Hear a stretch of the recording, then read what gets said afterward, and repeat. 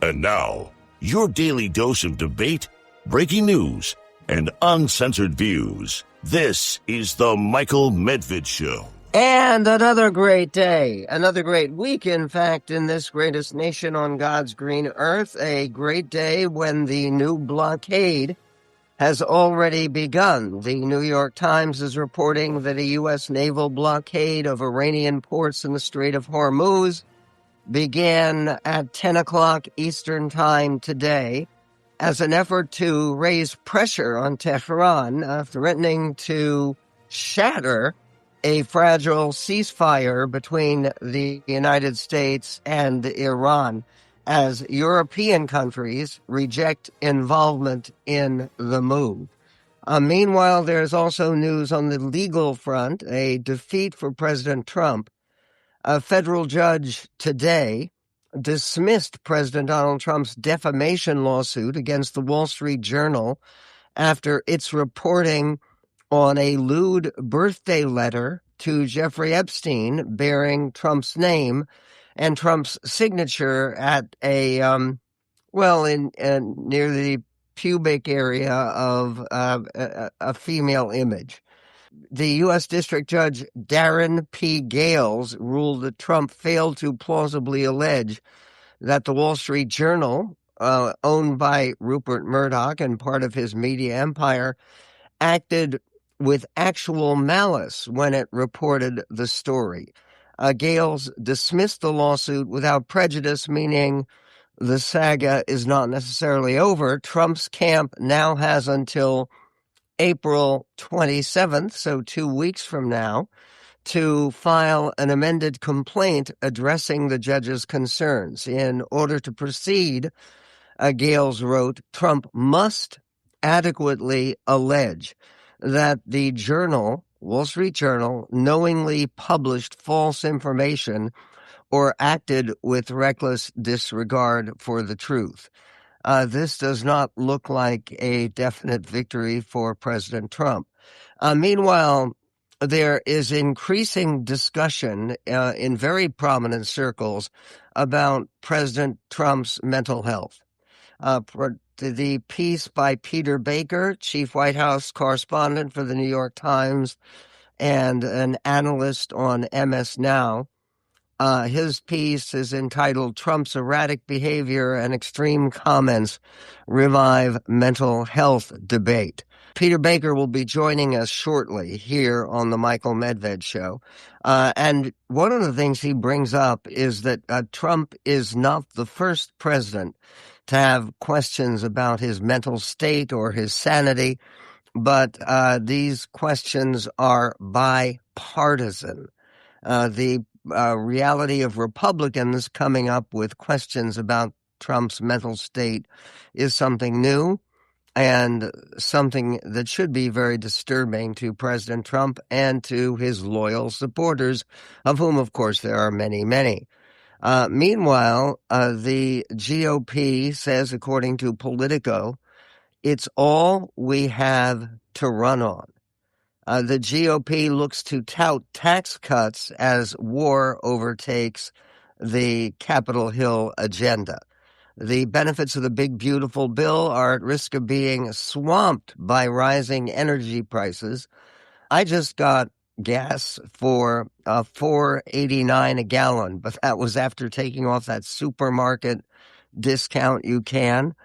And yeah, I got the gas last night.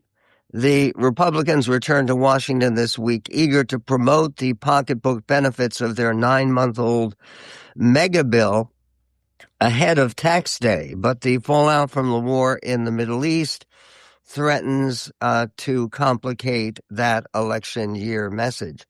Explaining away rising gas prices and spiking inflation is not where GOP lawmakers wanted to be 7 months before the midterms.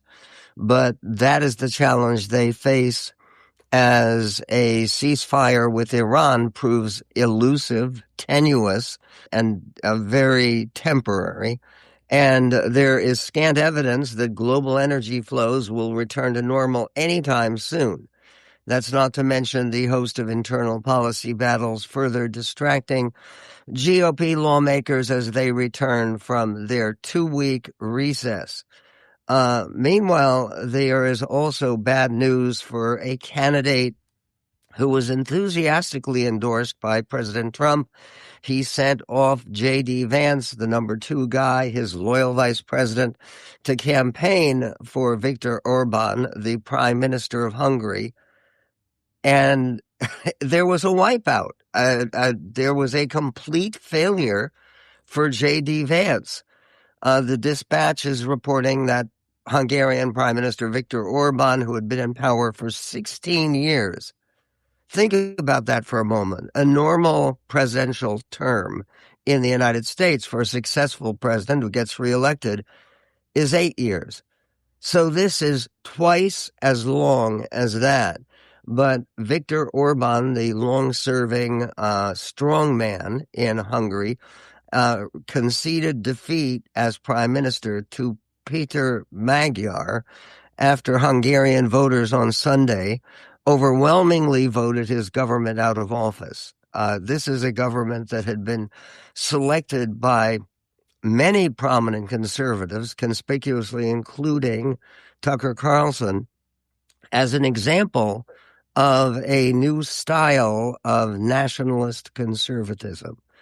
And the vote in Hungary was all in favor of Peter Magyar's challenge. He's a former member of the Viktor Orban party, but he this time ran as a pro-European right-of-center moderate, but part of a new party called TISA, his new affiliation.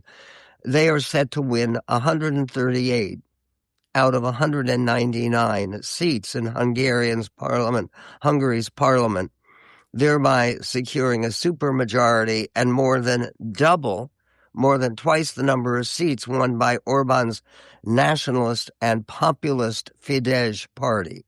Hungarian election officials estimated turnout to be setting a record at 79%. With Magyar's successful party set to control more than 2/3 of Hungary's parliament, his government could have enough votes to pass constitutional amendments and other reforms. And then there is this report with all of this going on from CNBC. President Donald Trump's tariff agenda was struck down by the Supreme Court earlier this year, and a judge ordered the government to prepare to potentially pay billions of dollars in refunds to importers who paid the tariffs, not to customers, not to you and me, but to importers. But companies do not plan to share any tariff refunds with customers.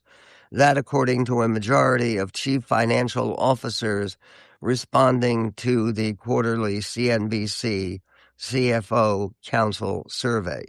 And meanwhile, there is the question of President Trump depicting himself, sending out an image of himself as Jesus healing the sick and suffering. That is an image that produced a great deal of indignation, and President Trump has now withdrawn from his website.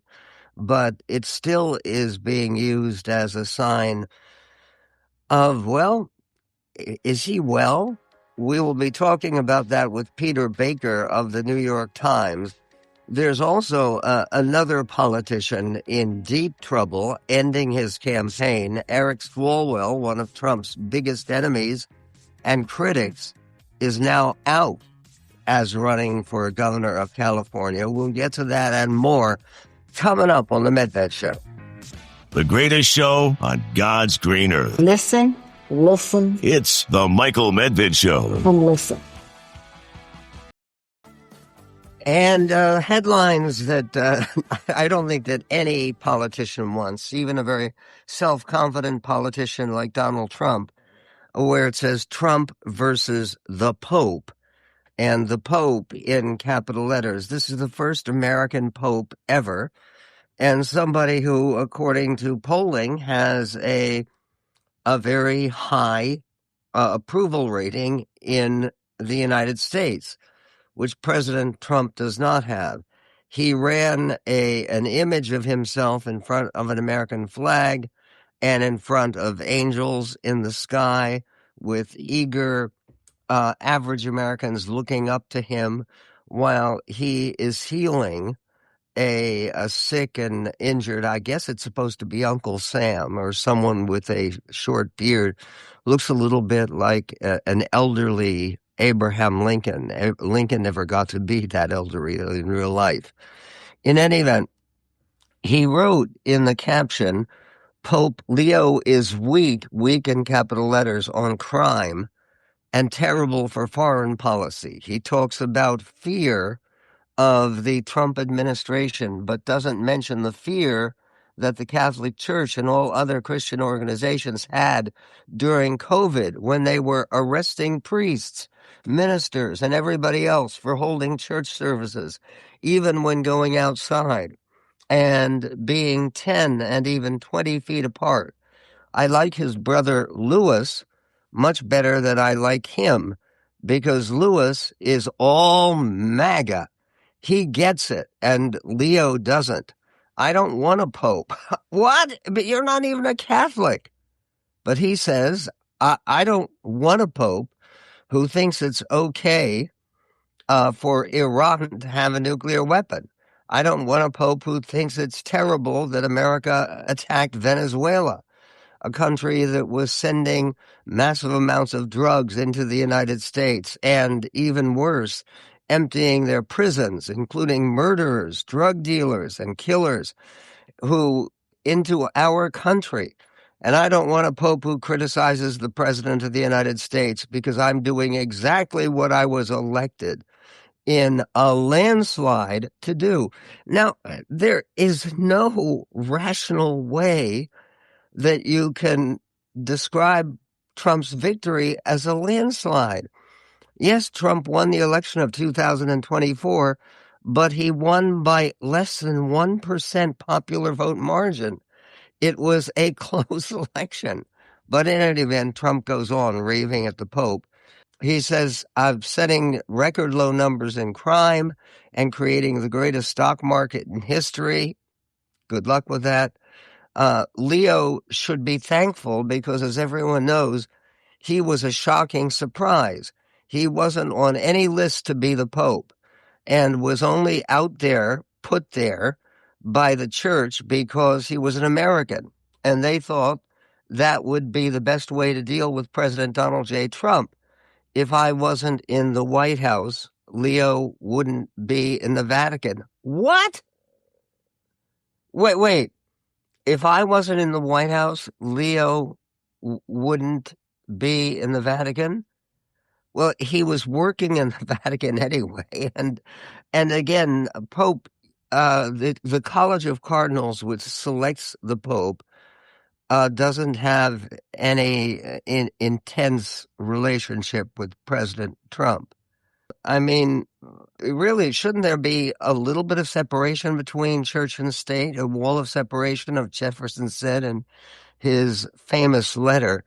But the wall of separation between church and state also means that the state shouldn't get involved with the church, claiming that Trump secretly controls the Vatican. Really? He was put there by the church because he was an American, and they thought that that would be the best way to deal with President Donald J. Trump. If I wasn't in the White House, he writes, Leo wouldn't be in the Vatican. Unfortunately, Leo's weak on crime, weak on nuclear weapons, does not sit well with me, nor does the fact that he meets with Obama sympathizers like David Axelrod, a loser from the left, who is one of those who wanted churchgoers and clerics to be arrested. Leo should get his act together as Pope, as common sense stop catering to the radical left and focus on being a great Pope, not a politician. It's hurting him very badly. And more importantly, it's hurting the Catholic Church signed, after an exclamation point, President Donald J. Trump. Leo had a response, and the response, I believe, we have on audio. It's clip 20. Here is Pope Leo of the Catholic Church. The message of the church, my message, the message of the gospel, blessed are the peacemakers. I do not look at my role as being politician. I don't want to get into a debate with him. I don't think that the message of the gospel is meant to be abused in the way that some people are doing. And I will continue to speak out loudly against war. Speaking out loudly against war, against the idea of wiping out the Iranian civilization, wiping it out completely. The question about Pope Leo said, a reporter asked Trump at Joint Base Andrews, why did you attack Pope Leo? Why was that important to do? This is clip 19. Why did you attack Pope Leo on Truth Social? I don't think he's doing a very good job. He likes crime, I guess. He hit us. Think of it. He's worried about fear. What about the fear when the ministers and the priests and all of those great people that were arrested during COVID, and in many cases they're outside 10 feet apart, and they were arrested. So we don't like it. We don't like a pope that's going to say that it's okay to have a nuclear weapon. We don't want a pope that says crime is okay in our cities. I don't like it. I'm not a big fan of Pope Leo. He's a very liberal person, and he's a man that doesn't believe in stopping crime. He's a man that doesn't think that we should be toying with a country that wants a nuclear weapon so they can blow up the world. No, I'm not a fan of Pope Leo. I'm not a fan of Pope Leo. He said that even though he has withdrawn the Truth Social posting along with the picture of himself as Jesus. Maybe he's actually supposed to be healing the Pope. But does he need healing for his mental health? We'll be talking about that with Peter Baker of the New York Times coming up on the Medved Show. Sign up today for our free weekly newsletter at michaelmedved.com.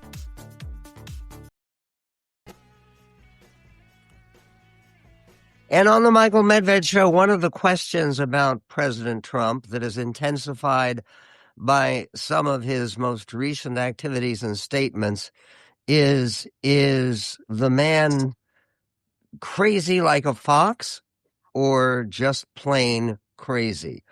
That is a question that has been raised on a bipartisan basis, including some once very loyal MAGA supporters who are Republican. Peter Baker is the chief White House correspondent for the New York Times and an MS Now analyst. He is co-author of The Divider. His latest piece is going to get a great deal of attention. Just came out under the headline, Trump's Erratic Behavior and Extreme Comments Revive Mental Health Debate. And Peter, you point out that it's not just partisan Democrats. It is not just mental health professionals making long-distance diagnosis. It is now speculation about among retired generals, diplomats, and foreign officials. And most strikingly, it can be heard now on the political right among one-time allies of the president. Who in that group do you think is most significant and potentially damaging to President Trump?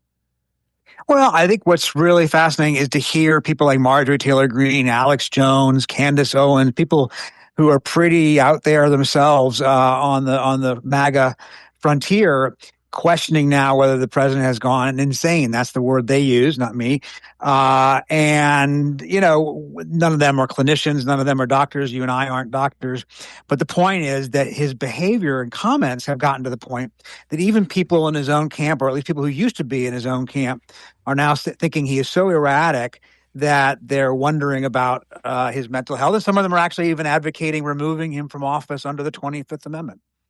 Okay, what about this recent controversy over the weekend? And again, just following Easter Sunday, his attack on Pope Leo. Is that a political masterstroke? Well, let's put it this way. At least it goes against all the rule books I've ever read about politics. You don't go after the Pope. I can't think of any president who has been so hostile toward a Pope in a public setting. Some of them have had their tensions with popes, obviously, over policy issues or what have you. They didn't always agree on things, but nothing like this, nothing like the open broadside that President Trump put online last night when he said this is a weak on crime and terrible on foreign policy Pope, and that he's only Pope because Donald Trump, is president, and they wanted to make an American the Pope in order to deal with him, and that he wouldn't want a Pope who criticizes Donald J. Trump, as he put it. So it's pretty out there for an American president to do that. A lot of American Catholics support Donald Trump, and it's going to be interesting to see their reaction. What about an American Catholic named J.D. Vance? Yeah. He has a new book coming out that apparently focuses on his conversion to Catholicism, and he is a very devout Catholic. How does he respond to this attack on the leader of the church? Yeah, it's a really good question. We haven't seen any comments from him yet. At least I haven't seen them yet. It does put him in an awkward position because he'll have to say something one way or the other. He's been, he has taken issue with some of the positions that the church has taken under its last two popes, but not in the kind of open warfare type of way that we're seeing now from President Trump. And so we'll see what the vice president has to say. It was interesting. He was overseas just about a week or so ago when the president was asked if God was on his side in the Iran war, and President Trump said, yes, God is on our side. And J.D. Vance was asked, well, do you think that? And J.D. Vance took the much more politic response by saying, well, I think it's more important that we try to be on God's side. So that's how he finessed that one. We'll see how he finesses this one. Okay, what about the handling of the situation in America's most unpopular war, which is the one we're engaged in right now? Apparently, we just opened up a blockade of the Straits of Hormuz just less than an hour ago. Do you think this is going to go well for President Trump politically or strategically? Well, it's a good question, obviously. Look, people don't like the bombing. I think that, he has not yet resumed that kind of warfare. The Strait of Hormuz has become the central geopolitical, point of instability in the world right now. Economic markets, the oil markets, all shaken by what's going on. He's now trying to say he's going to take back control of the Strait of Hormuz by blockading it and not allowing Iran to charge tolls for ships coming through. But in the short term, at least, it's going to be even more disruption. It's going to mean higher gas prices. It's going to mean uncertainty on the part of a lot of economic actors, and uncertainty about where the world economy is going to go. You say in your column that the difficulty of using the 25th Amendment to drive a president from office, it requires support from the president's cabinet, it requires support from the Congress, it requires support, most of all, for the vice president. Yeah. Do you have any reason to believe that kind of support for invoking the 25th Amendment and driving President Trump from office could be successful?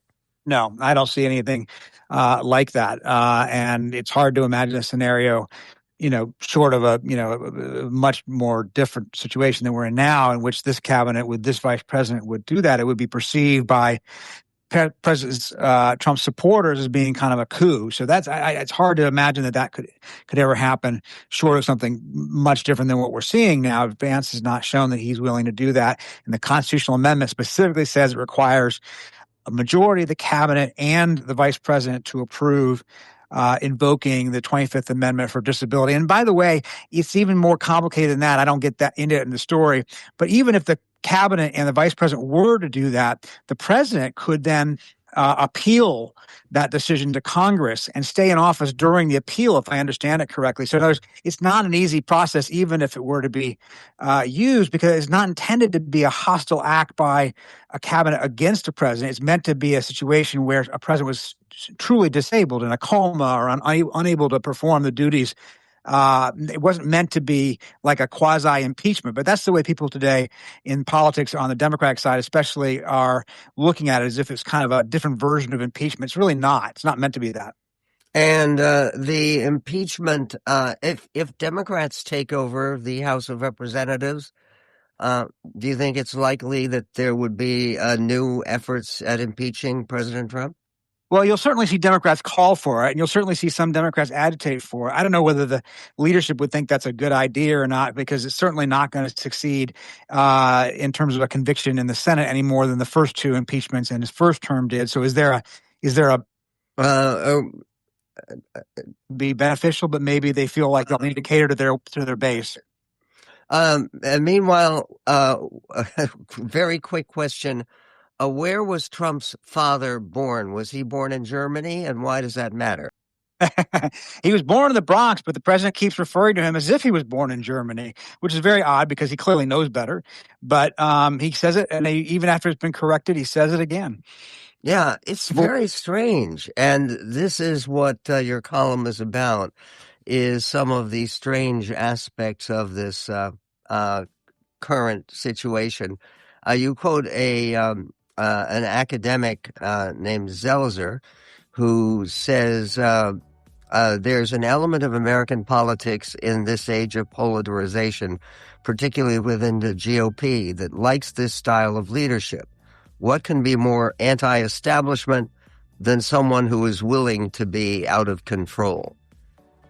Peter Baker, in control of facts and interpretation and reporting, the chief White House correspondent for the New York Times. You can go deeper into all of this if you join us at our new YouTube channel here on the Medved Show, Michael Medved Official. Medved.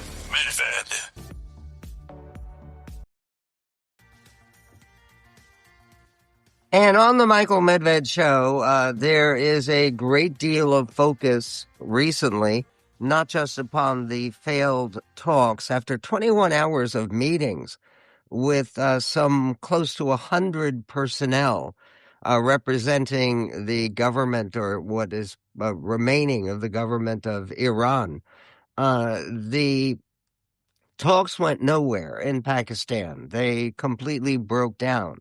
But at the same time, President Trump's reaction to those talks, his descriptions, while he attended mixed martial arts performances in Florida, he dispatched his vice president, J.D. Vance, to deal with the questions of war and peace regarding our struggle with Iran, which is ongoing today with a new boycott just announced and just in force of the Straits of Hormuz.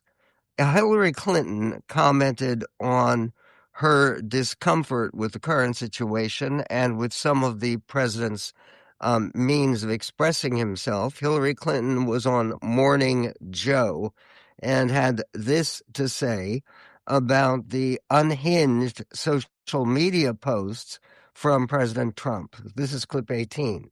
I mean, we need to hold leaders accountable for what they say as well as what they do, because words, especially from an American president, have real consequences. And when you look at the last week of unhinged rants coming from Trump's social media account, it's just disgraceful. I mean, threatening civilizational genocide, threatening Pope Leo. I read those I hope the majority of Americans, both shaking my head and really just feeling sick at heart that we have a president who is such a disgrace. And it's about what we should stand for that he positions himself against, using slogans like Western civilization and admiring somebody like Putin who wants to destroy Western civilization. So let's be really clear about what accountability means here, and let's start holding him accountable for what he says and what he says and what he does, I think, was the conclusion of her remarks. President Trump, of course, went on today at Joint Base Andrews. He talked about not the Strait of Hormuz, which is where the new boycott is, but something that has given him some controversial aspects in the past, which is boats that are heading toward our country. Are these boats that are supposed to be coming our way to import drugs, illegal drugs into the United States, boats that we fire on? No, these are President Trump boats that he likes, that he is proud are heading toward the United States. Here's what the president had to say, clip 15. There are many boats heading toward our country to fill up with oil and then go and take it. So they're not going to go through the Hormuz Strait. And ultimately that'll be corrected. But in the meantime, they're using us. We have more oil because of drill, baby, drill. We have more oil than Russia and Saudi Arabia put together. So if you look at Russia and Saudi Arabia, two big ones, we have much more oil than they have put together. And what's happening is boats are coming over here, filling up. We don't have to go through the Hormuz. There's quite a distance between some of the Asian countries in particular that depend upon Middle Eastern oil, and countries like Japan and China. One of the questions about this new blockade is what happens with the Chinese, who are the main consumers of Iranian oil that they want to have come through the Strait of Hormuz. Would we use military force to stop the Chinese from filling up on Iranian oil? It's a dangerous situation. And President Trump, however, remains certain that he's going to win everything he wants to win concerning Iran, and he's going to do that without further fighting. He's going to do that through negotiation. Maybe he will try someone who is more skilled in negotiation than J.D. Vance, but he was on the phone with Maria Bartiromo on Fox and talked about the failed talks with Iran. Look what all of their antics was spending they spent all their money on weapons. We've destroyed most of those weapons. Mm. But, when I say about a civilization, it really has changed. It really has. But think of it. They're allowed to say death to America, death to this, death to... And I make one statement, they say, oh, such a big deal. Let me tell you, that statement got them to the bargaining table, and they haven't left. They haven't left the bargaining table. I predict they come back and they give us everything we want. And I told my people, I want everything. I don't want 90%. I don't want 95%. I told them, I want everything. Well, and what they have want... no cards, Maria. Yep. They have no cards. They have no cards? What about that big card that is called the Strait of Hormuz, where they can have a very profound impact on the international economy? And President Trump blames that impact on the part of the Iranians, something that clearly his advisors had told him was a likely outcome, was them seizing control of the Strait of Hormuz, which is right offshore from where the boundary is for Iran. And the idea that this is all NATO's fault, that if only NATO had been different, they would not have seized the Strait of Hormuz. Here is President Trump on NATO, clip 12. I'm very disappointed in NATO. They didn't do that. They weren't there for us. We pay trillions of dollars for NATO, and they weren't there for us. Remember what I said. NATO was not there. Now they want to come up, but there's no real threat anymore. But NATO was not there for us. Are you going to punish countries. We'll see what happens. But, we spend trillions of dollars on NATO to help them guard really against Russia. When you think of it, we're guarding against Russia. And I've long thought it was a little ridiculous, but we spend trillions of dollars doing it. And I think that's going to be under very serious examination.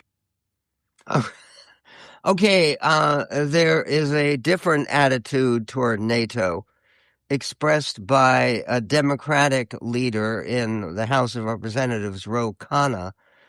He was on Fox News Sunday on Iran and handling the Strait of Hormuz and our NATO allies.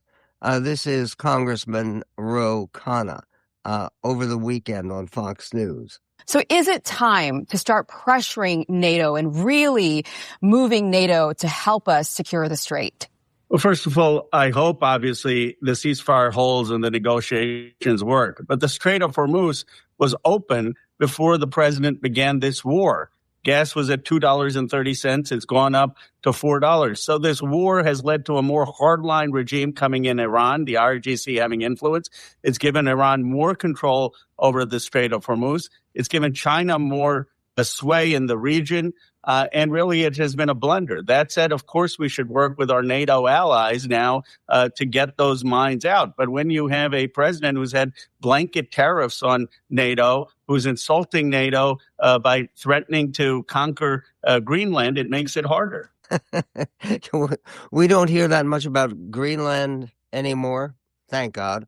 There are other countries where the United States was attempting to exert some influence, or at least the Trump administration was, including the nation of Hungary, where J.D. Vance had a disastrous political journey.